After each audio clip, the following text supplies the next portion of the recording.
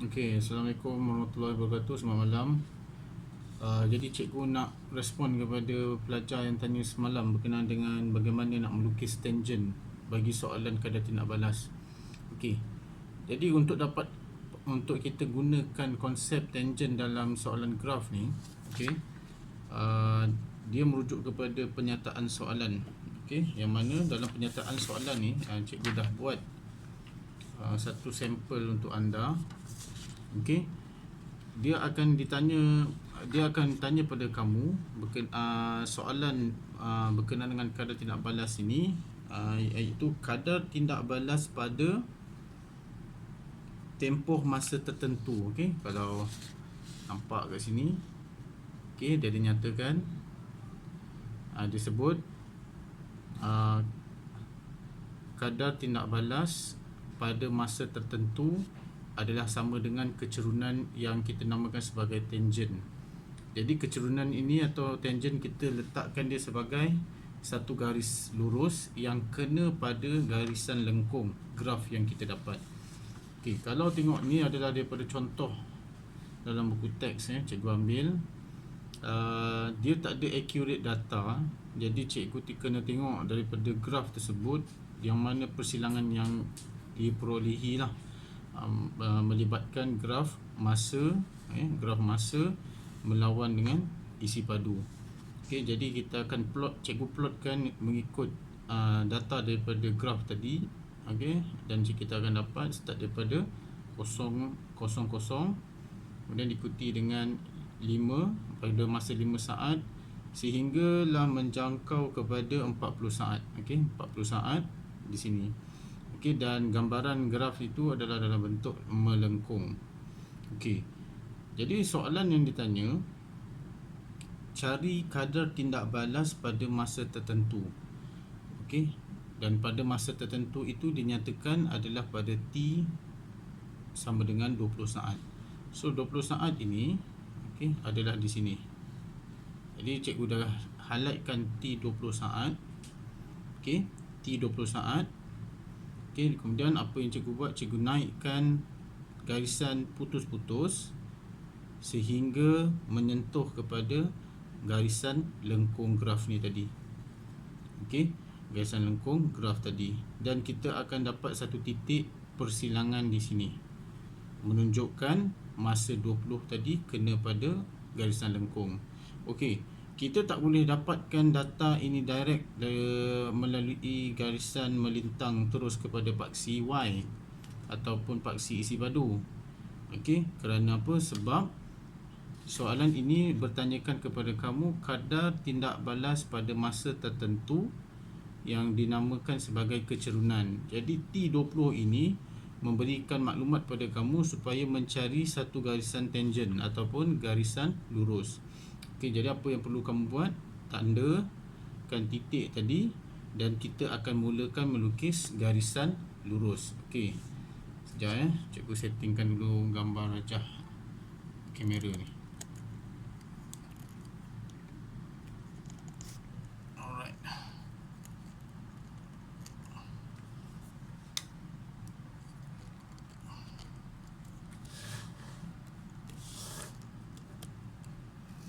Okey. Okey, disebabkan kita ada garisan di sini, ada titik di sini.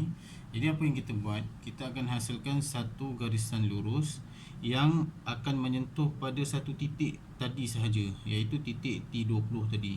Jadi kan, bila kamu gunakan pembaris ni, kamu tak boleh lalukan titik tadi seperti ini. Okey, supaya kita nampak bila kamu buat. Okey, kamu tak boleh buat satu garisan tangent yang di luar dan kemudian satu tangent berada di bahagian dalam graf. Okey, maksudnya kalau pembaris kamu ni satu duduk di bahagian dalam dan satu lagi garisan pada pembaris di bahagian luar, ini dikira salah.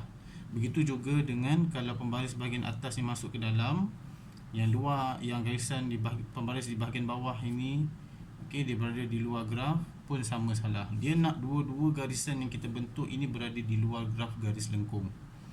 Okey, jadi ambil semula pembaris tadi, kenakan pada titik tunggal T20 saat tadi, dan apa yang perlu kamu buat, kamu kena dapatkan anggaran panjang yang diperlukan untuk kamu membentuk satu segitiga tepat. Okey.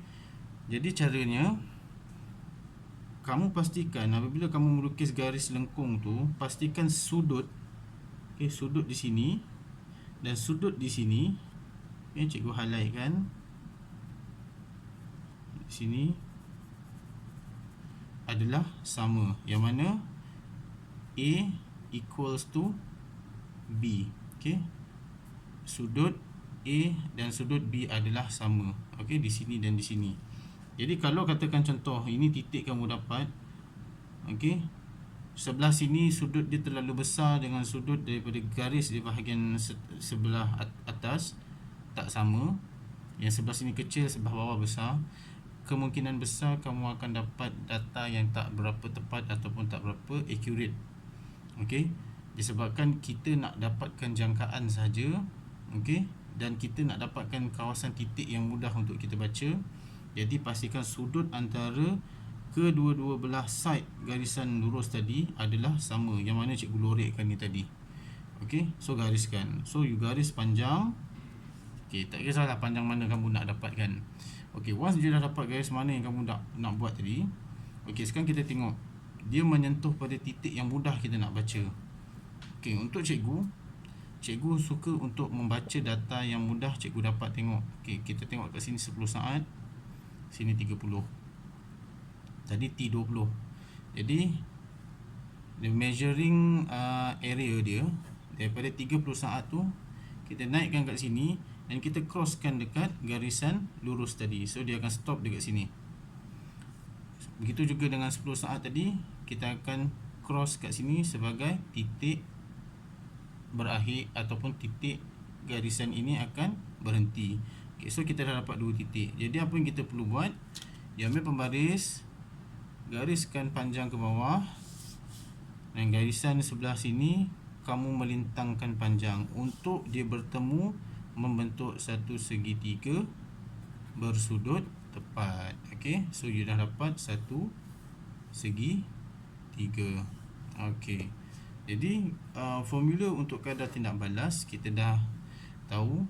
Okey, kuantiti tindak balas dengan kuantiti hasil tindak balas dibahagikan dengan masa.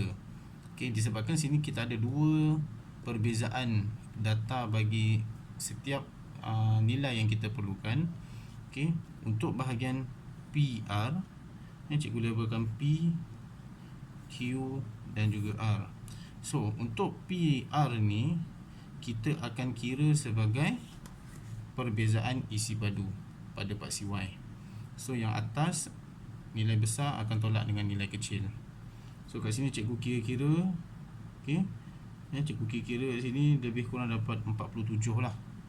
Okey, 47, dan bahagian bawah ni cikgu kira lebih kurang dalam 24. Okey, 24.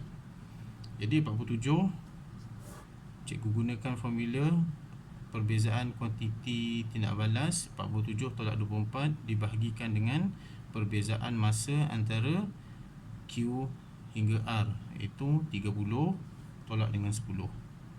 Jadi 23,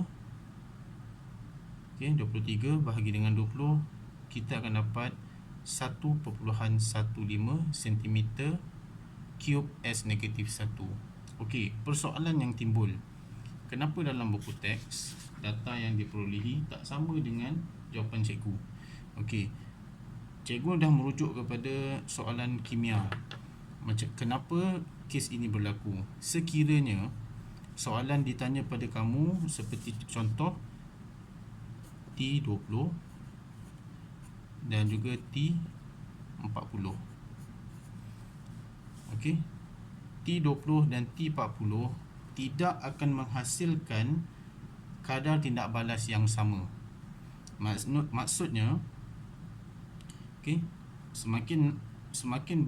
sekiranya berbeza kedudukan masa kadar tindak balas pada masa tertentu itu, ada nilai berbeza, contohnya ada T20 dan T40, nilai hasil tindak balas itu juga akan berbeza.